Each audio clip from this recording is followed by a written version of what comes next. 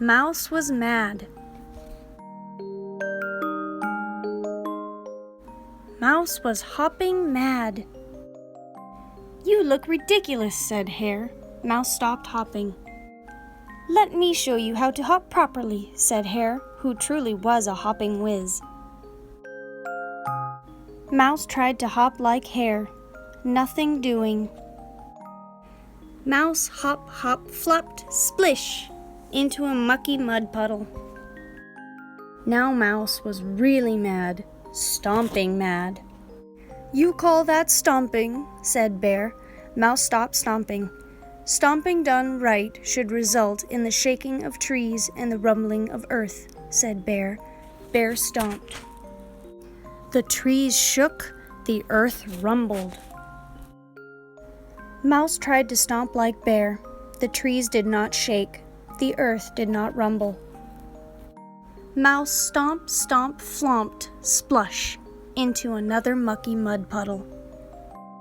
Now Mouse was really, really mad, screaming mad.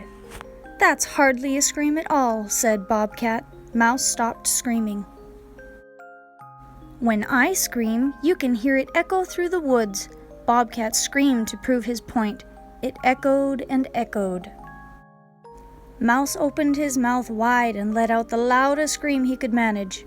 No echo. He tried arching his back like Bobcat, but lost his balance and fell, splosh, into yet another mucky mud puddle. Now Mouse was really, really, really mad, rolling around on the ground mad.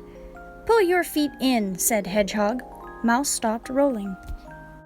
The best rolling is achieved when the body is a perfect sphere. Hedgehog tucked his nose and his feet and his hands. He was a perfect sphere.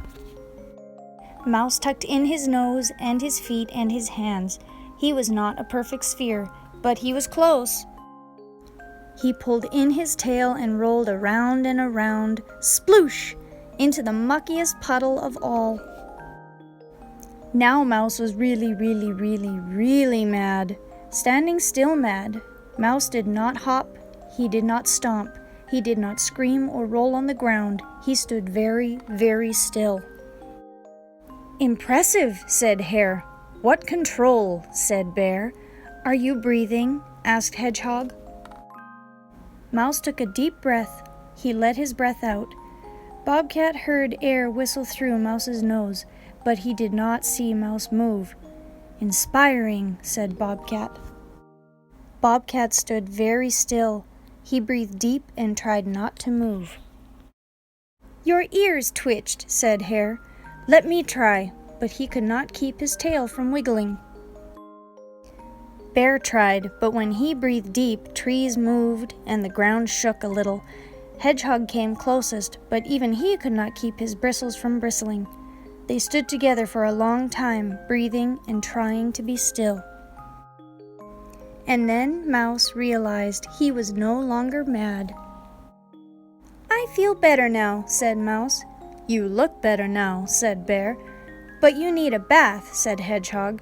"Good idea," said Mouse. Splash! The end. Thank you for joining me.